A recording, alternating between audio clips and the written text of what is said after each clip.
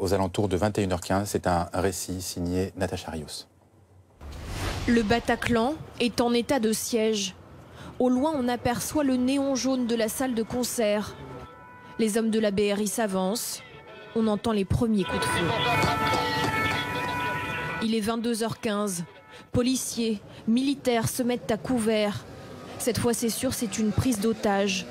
On comprend vite que le Bataclan n'est qu'un chapitre de tout un scénario macabre. En moins d'une heure, les assaillants ont frappé à 6 endroits différents. Tout a commencé au Stade de France.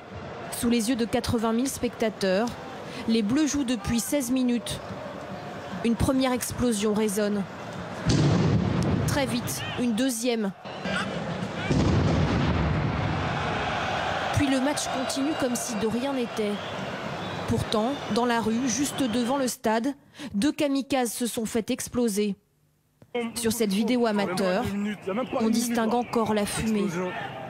Devant ce restaurant, au milieu des gendarmes, le corps d'un homme. Au total, en une demi-heure, 3 assaillants ont actionné leur ceinture d'explosifs. Un passant est mort sur le coup. Au même moment, une fusillade éclate dans le 10e arrondissement de Paris. 2 hommes armés de Kalachnikov visent le bar Le Carillon et le restaurant Le Petit Cambodge. On est vendredi soir, il y a foule en terrasse. C'était la panique absolue, tout le monde est rentré à l'intérieur. C'est un instinct de survie qui a été pris et donc tout le monde est rentré en panique, toutes les tables ont été renversées, tous les verres sont tombés. Tout le monde est sorti par une issue de secours qui se trouvait dans le bar, qui donnait sur une cour. Et voilà, et on est un petit peu, si vous voulez, emprisonné dans cette cour en attendant de pouvoir évacuer. Les agresseurs tirent à plus de 30 reprises. Une dizaine de personnes est mortellement touchée. Mais d'autres victimes vont suivre. 2 rues plus bas, là encore une terrasse, un homme à terre, une table renversée et des passants qui ne réalisent pas. Il y a déjà plusieurs morts. Paris se transforme en zone de guerre. Quasi simultanément, un nouveau carnage, rue de Charonne cette fois, devant le restaurant La Belle Équipe. Des blessés crient. Des passants tentent de prodiguer les premiers soins. Le lendemain, devant l'hôpital, nous retrouvons Laura. Elle était en voiture lorsqu'elle a entendu les coups de feu. Elle nous montre les photos de son véhicule criblé de balles. C'est une survivante. On était 4 filles dans ma voiture. On s'est approchés et c'était au carrefour de la rue Charonne. Donc c'est à ce moment-là qu'il nous a vus. Il s'est retourné et toutes les 4, on a vu son fusil.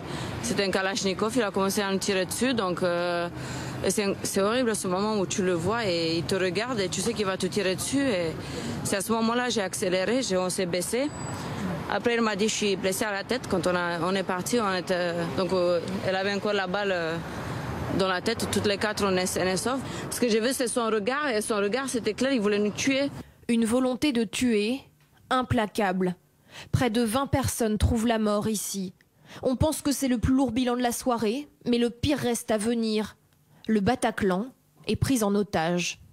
Voici une vidéo de l'intérieur, 3 quarts d'heure avant l'attaque. La salle est pleine à craquer pour le concert d'un groupe de rock californien quand des hommes armés font irruption. J'ai vu le groupe partir en courant, j'ai entendu les gens hurler, j'ai entendu les pétards qui continuaient, j'ai entendu un gars hurler à la Akbar 2 fois de suite. Et puis tout le monde s'est effondré, je me suis fait écraser par toute la foule qui tombait comme des dominos. Et puis on essayait tous de se protéger la tête comme on pouvait. Au bout d'un moment, ça s'est un petit peu calmé. J'ai relevé la tête une fois ou deux pour voir s'il y avait une possibilité de partir. Et je voyais le gars qui tournait en rond autour des gens qui étaient au sol en hurlant pour que personne ne se relève et il tirait sur les gens au sol.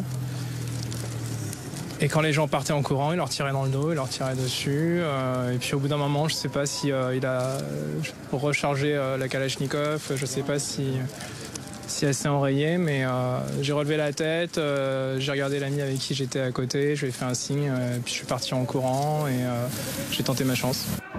Plusieurs otages prennent la fuite. On en voit ici sortir par une porte arrière du Bataclan. Il y a de nombreux blessés. D'autres essayent même de s'enfuir par les fenêtres. Ils sont encore plusieurs dizaines cachés à l'intérieur. L'assaut sera finalement donné à minuit et demi. De l'autre côté de la rue, on entend des échanges de coups de feu, puis des détonations.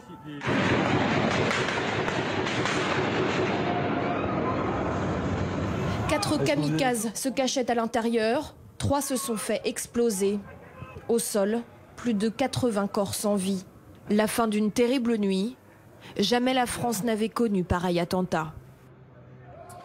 Il est presque 16h, vous êtes sur BFM TV, soyez les bienvenus. Nous allons revenir très longuement sur cette France en état de choc, attaque sans précédent revendiquée par l'État islamique. Image en direct de l'un des lieux de l'attentat qui s'est déroulé hier soir, donc à partir de 21h15, dans 6 lieux différents, au Stade de France, ainsi que dans le 10e et dans le 11e arrondissement de Paris. 7 des 8 terroristes se sont fait exploser. Des attaques qui ont fait 128 morts, 300 blessés, dont 80 en urgence absolue. On va en parler dans un instant avec Marc Trévidic, magistrat, ancien juge antiterroriste. Merci de nous avoir rejoints sur ce plateau.